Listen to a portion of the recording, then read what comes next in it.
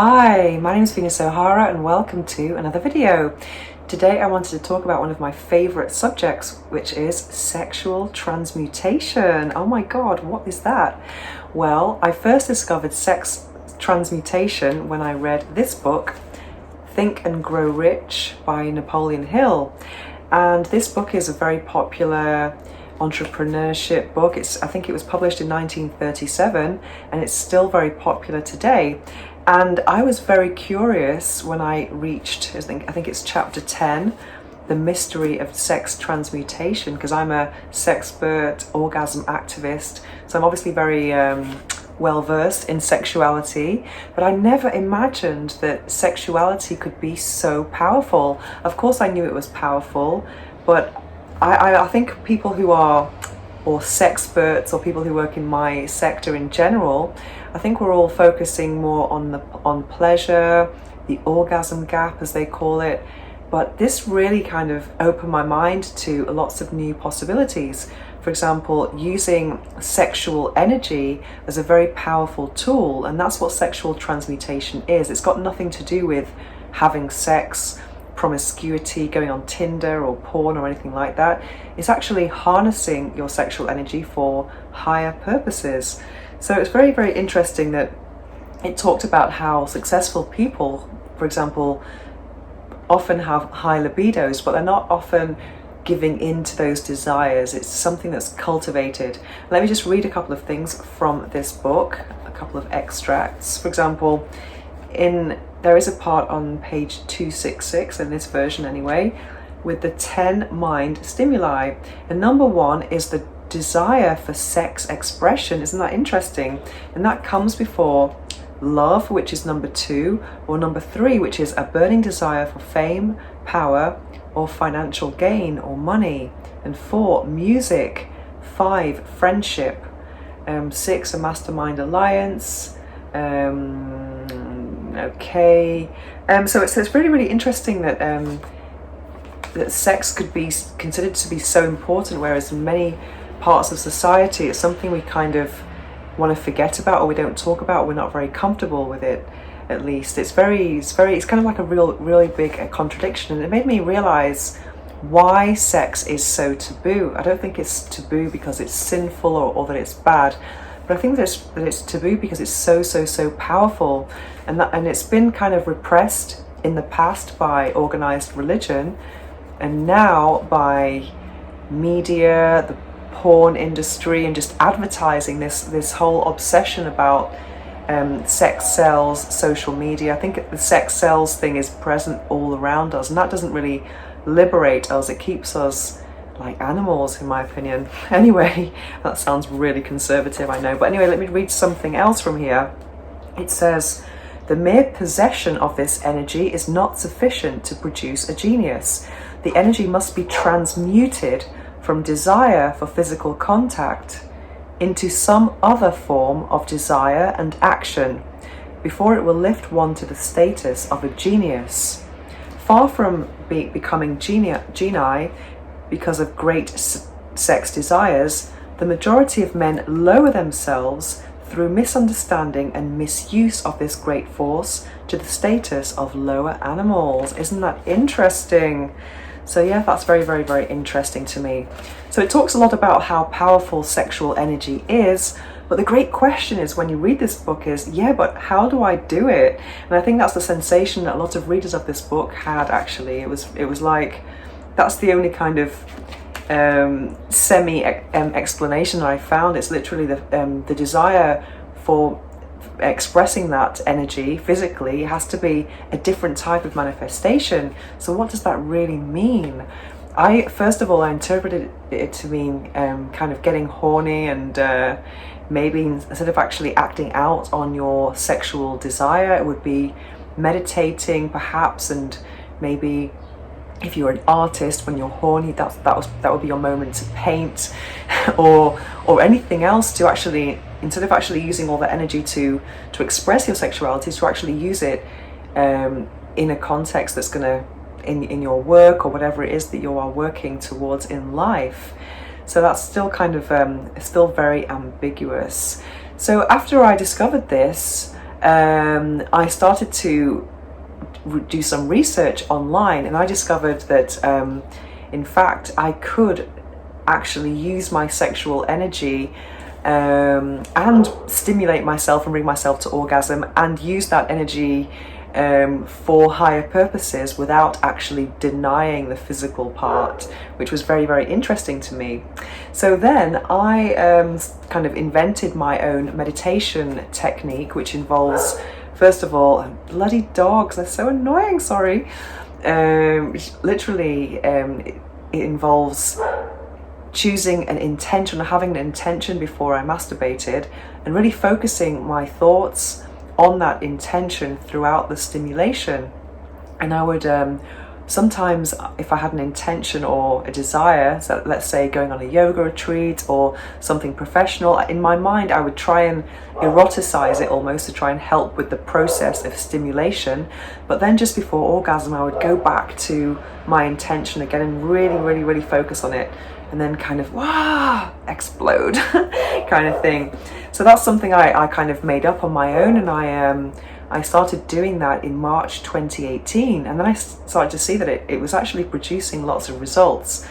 But I think there's a difference between having a goal and having an intention. And I think it's always better with these things, if you're into manifestation, is to always have an intention rather than a goal. Because a goal is very specific, and if you don't reach that goal, then you could be very disappointed. So what's the difference between an intention and a goal? Well, an intention could be something like you want to earn more money, you're trying to be more productive, something like that. Whereas a goal could be a specific amount of money.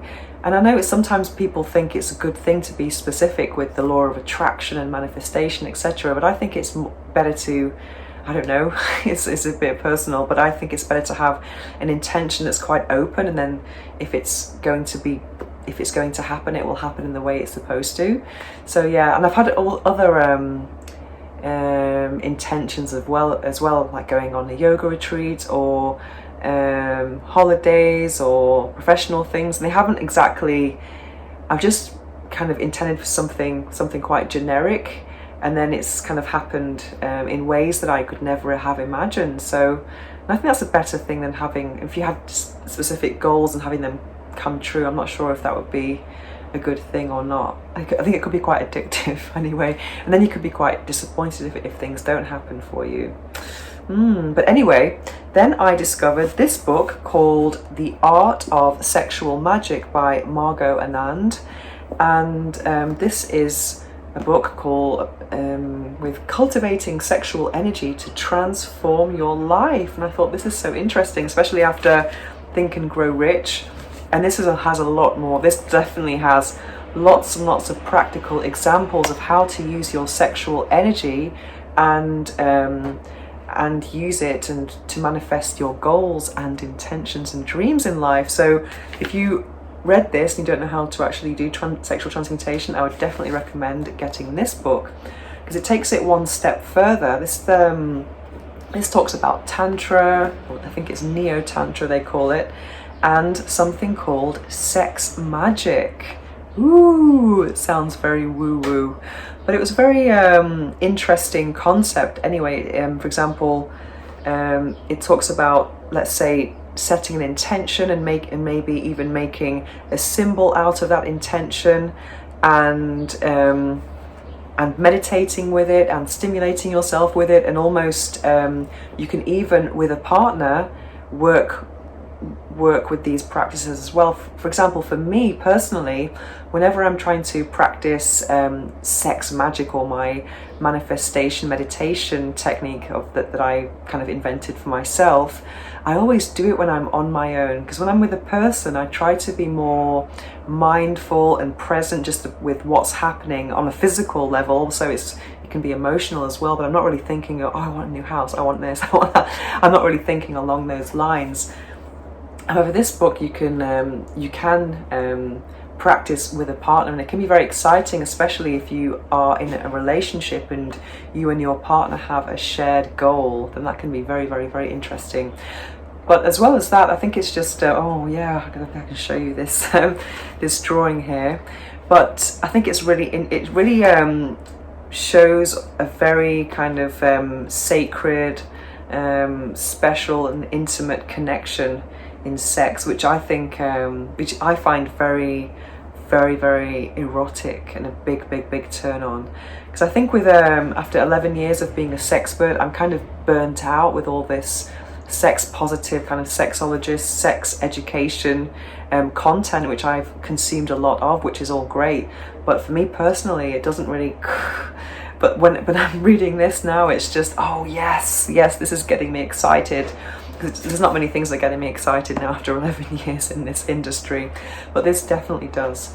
And it's very, very thorough. So there are some, for example, lots of exercises that go on for several pages, and that's why I think it's a very good book to work with or to read with a partner. Because otherwise you'll be doing one thing, then going back and reading, and then the next thing. But what you could do to actually do the exercises without having to refer to the book every 2 seconds would be to actually record your voice with the instructions and then just go through it and listen and do your thing. So that's very, very interesting as well. But here it's very interesting, the idea of turning your goal or intention into a symbol, and then kind of maybe you could have it around your house, or you can just imagine that symbol all the time when you're masturbating or meditating or making love. Oh yeah. So if you need some instructions about that, then this is definitely the one to get. Very, very, very thorough. And then a book that I'm reading at the moment is Sexual Energy and Yoga. And this is by, I don't think I'm going to pronounce this properly, Elizabeth H. Very interesting book. I think, I'm not sure when this was written. Well, this was written in the 90s, I think, Art of Sexual Magic. And this is first published in 1982. And what's interesting is, it says here, I dedicate this book to those ambitious people who demand the best of life and themselves. So it's to me, oh my God, and hopefully to you as well. This is very, very, very interesting, this book. Some of it is a bit over my head, and it's not written in the most simple way, but there are lots of kind of truth bombs where I find they are, whoa, it's quite maybe dense in some parts. It's very, very, very deep and dense and full of information. So on the back it says, the purpose of this book is to introduce the concept of transmuting the physical, emotional, mental and psychic energies people normally disperse in sexual activity.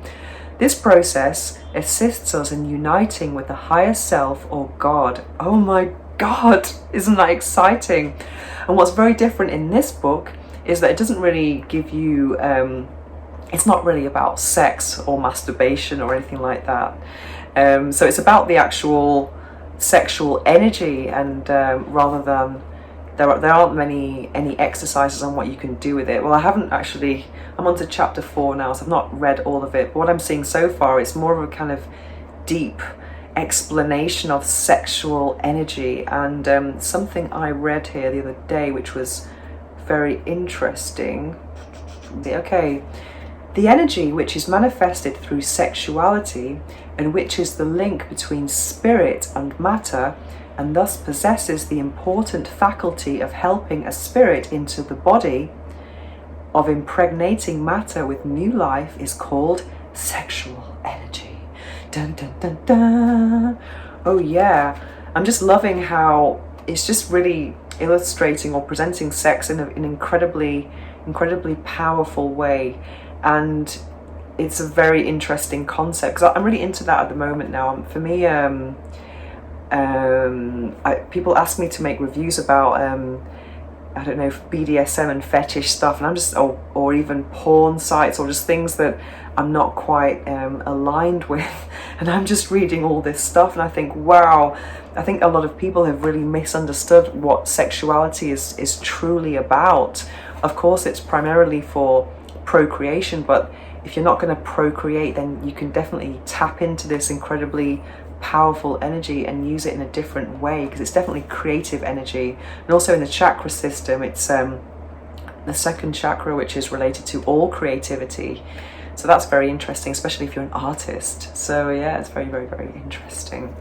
And also I find that some people in the spiritual world, that people that I know, they sometimes reject the concept of using sexual energy as a tool because they think sex is taboo. That's the only reference they have to it.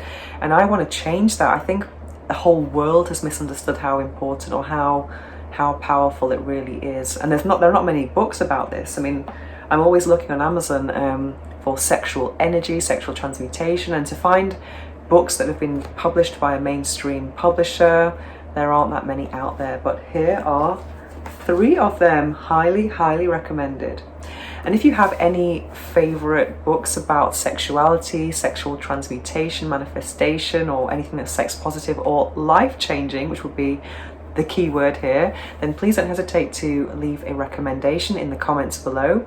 And if you have any questions about sexuality, meditation, orgasmic lifestyle, or sex toys, or anything else that I talk about, then don't hesitate to contact me at venus@venusohara.org, or you can add me on Instagram at venusohara. Thanks for watching.